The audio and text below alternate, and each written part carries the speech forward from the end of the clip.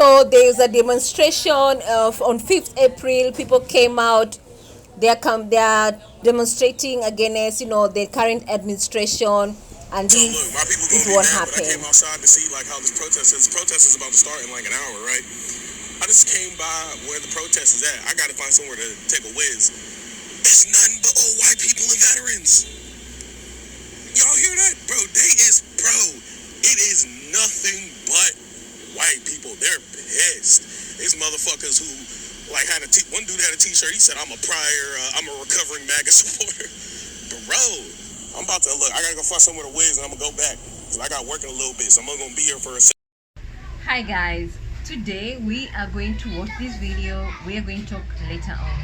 Please stay tuned and subscribe. I voted for him for lower grocery prices. He promised me cheaper prices on groceries. And that has not happened. Not only has that not happened, I am getting my food stamps taken. I am getting my cash assistance taken. I am getting my Section 8 taken. I am getting all my welfare governments taken. I did not ask for this.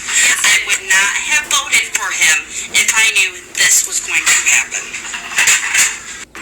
Do you know what drives me insane about these people that say that if I would have known, I wouldn't have voted for him, or I did not vote for that?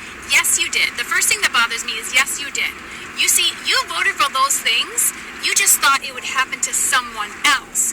You were perfectly fine with other people losing programs, losing things that would benefit them. You just didn't think it would touch you. You thought you were safe from losing these programs. And the other part is they say they didn't know. Bullcrap!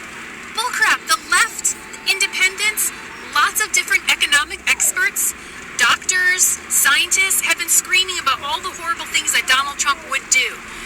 We told you about Project 2025.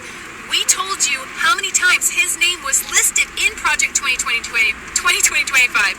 And we told you how many of his own staffers were in there as well or helped write it. But you guys didn't believe us. You guys said fake news. We tried to warn you.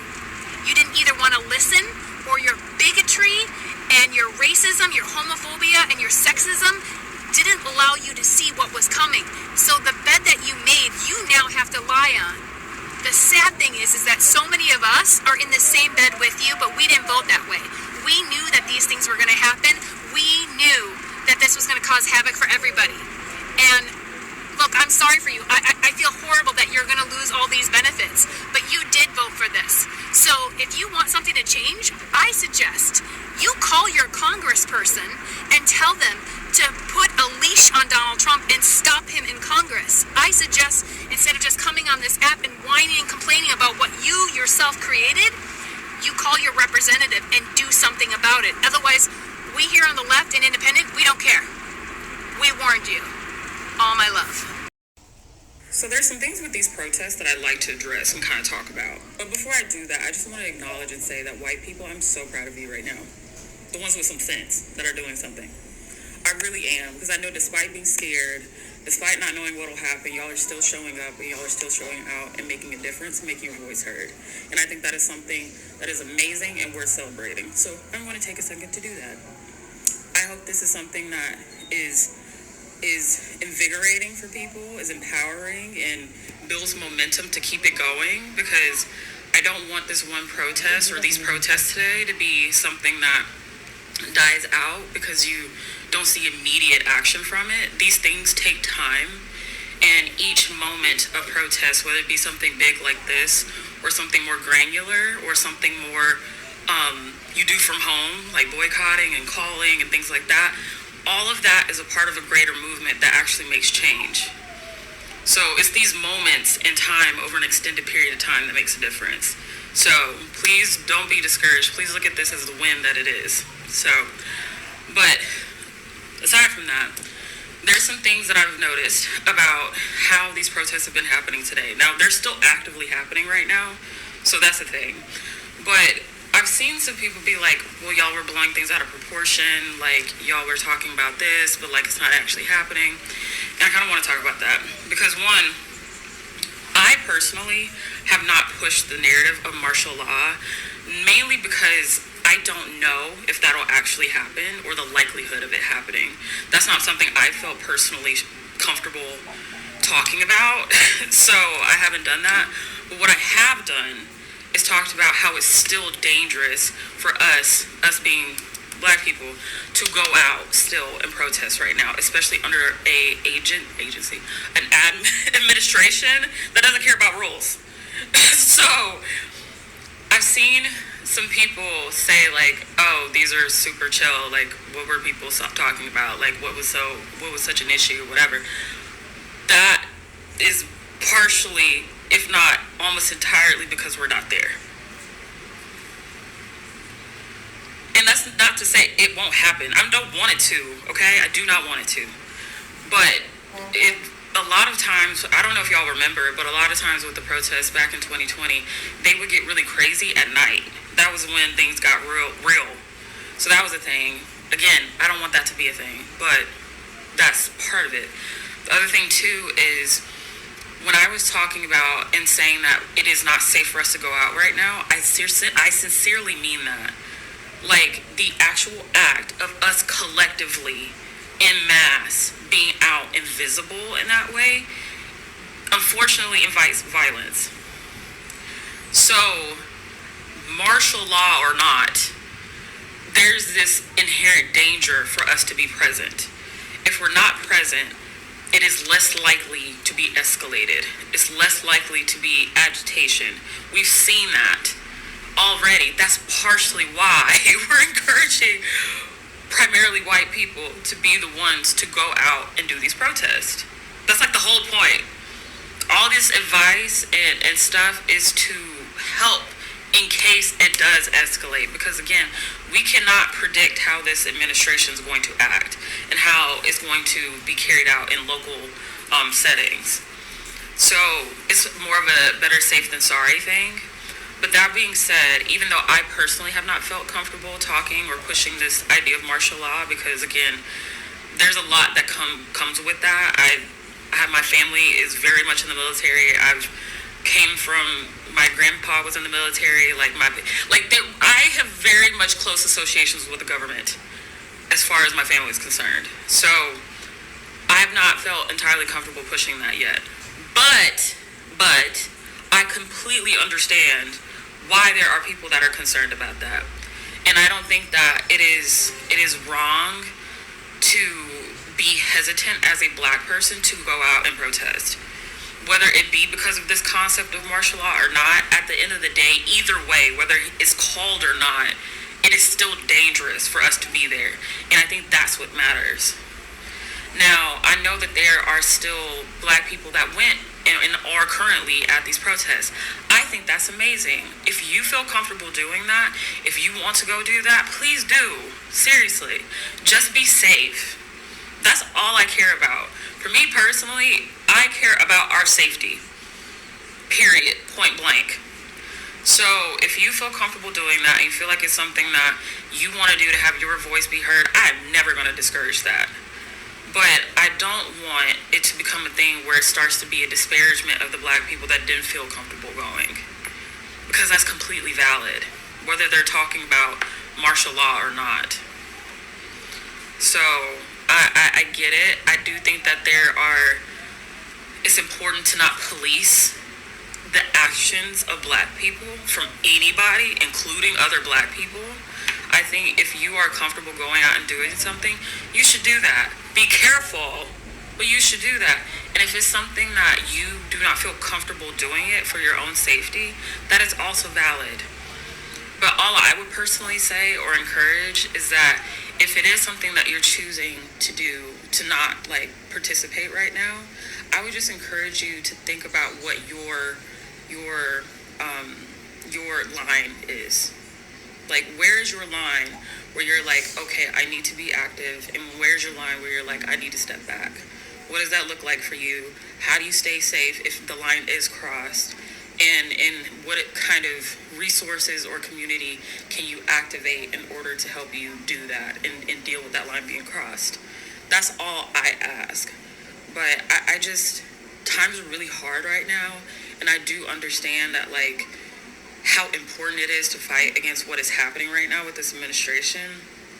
But I'm very, very concerned about it becoming one of those things where it gets turned against the Black community, whether it be from external people or from ourselves. So, but overall, I'm really proud of everybody that showed up today, no matter what race, ethnicity, ability. Like, I'm so happy that anybody that showed up, anybody that tried to help, whether they were able to show up or not, anybody that's operating as an emergency contact, anybody that offered a ride, anybody that did anything to encourage the people that are showing up, I'm really proud of y'all. And I really hope we continue this momentum and don't turn inwards and blaming each other, but instead look at this as the opportunity it was to build momentum. So that's all I'm putting out there. This is not coming from a place of judgment at all.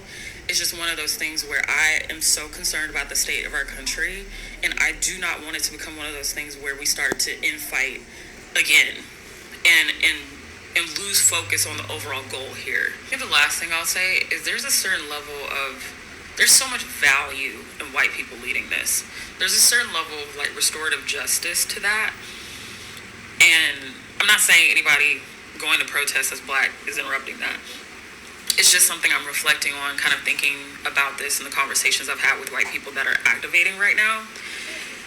And it's something that I can really appreciate for two things. One, there's it seems like a widespread acknowledgement of the ways that whiteness, the white community, white supremacy has gotten us here amongst the white community. I think that is something that a lot of white people are confronting right now. And I think it is something that is extremely valuable to allow you all, to allow white people to actually confront that and deal with it. That is an incredibly empowering thing to do. And I think being able to lead a movement and progress it forward and steward that, it is something that is it's like flexing a muscle. It's like building a muscle that may have continued to atrophy if you were not able to step into this role of really dealing with that harm that's been perpetuated. And it kind of reminds me of this thing my mom used to say all the time, where when sometimes it's a blessing to the people that you're allowing to help you, even more so than the help they're offering to begin with, the support they're offering to begin with. And it is because you are allowing them the opportunity to be of service. And I think that's something that the white community at large can really, like, as a collective, can really benefit from right now. And I think being able to see that you can lead a movement, that you can activate and confront those fears and do courageous things despite it is incredibly valuable. And that's why I'm proud. So Okay, so 5th of April, and people went out there, they demonstrated, especially the white Americans. Why? Because of they are calling it hands off demonstration. Reason is they are saying hands off on our social security, hands off on our Medicaid, hands off, as for federal workers, the areas that they see is the crucial, the heart of America. They're saying hands off, do not touch it, because is what is America. So the demonstrators came out, and you could see whites from different states marching, because at the end of the day, they see it as the result of what they did during the election time, because they voted for Republican under under Donald Trump, who is the president of America right now, and they've seen the results of what the current administration has done. So they've told minorities, especially the blacks, to stay indoors, because this demonstration can literally turn ugly anytime. And you've seen from history time, when blacks Americans usually are on the who are demonstrating, usually police usually come out and they usually force, and usually this demonstration turn from being coming peacefully and turn to violence very, very fast. So when they were doing on social media, they were saying, please, the black community, stay indoors, stay indoors. Change usually doesn't happen overnight. It takes time, it takes a process. So the demonstration, was it successful? Yes, so many people came out. You could literally see, when you look online, whites have come out and literally do demonstration, raising their voice, saying they are against, hands off, and for what they value in America. They said hands off on their social security, hands off under the Medicaid, hands off on what is making America be America, and they've come out in huge numbers. So it's a good step. It's the right direction, what they're doing, because they're raising their voices. And of course, the Congress people, they're going to hear them. But it doesn't mean now you have done it once that you stop. It just means now you need to continue raising your voice over and over until your voice is heard, until change is done, because change doesn't happen overnight. It's a process, and usually it's painful, usually it's hard, but doesn't mean you should give up. So for the next 4 years, this is a matter of just raising your voice, doing your research, and of course know that voting is not a game. Voting usually has consequences, and these are the consequences because it has cut these decisions which have been happening. It has cut across the board. People are feeling the pinch, people are feeling the pain. Not only the farmers, not only the middle class, not only the poor, not only the rich, everybody is feeling the pinch. And for the next 4 years, it's gonna be painful, it's gonna be hard, but please don't stop raising your voice. Don't stop. For whites to come out in this huge number, it means they realize at the end of the day they need to use their white privileges, and they know the results of this current election is as a result of their huge number who voted the way they did, and now it's affecting everybody across the board, whether you're rich, whether you're poor, whether you're middle class. Everybody's feeling it. There are people who've come online, they say, oh, I voted the way I did because I expected, to be safe. But now since I've been affected one or another, because maybe I lost my job, because maybe I lost my insurance benefit, and now I regret my vote. That means that you thought you are safe. You thought the things you wanted to enjoy is going to affect somebody else, but not you. But since now it's affecting you, you are realizing you made a mistake, and now you want things to change, and you wish you could go back to time and change your voting. Unfortunately, it doesn't happen that way. So please, for the next 4 years, what people need to do to make the necessary change by voting the right way, by voting the person who has your best interests at heart, is by doing your own research, is by making sure you know exactly who you're voting for, so that you don't repeat the same mistake over and over again. So guys, tell me, I'd love to hear from you guys. What are your thoughts on what is happening in America right now? So please, and don't forget to subscribe.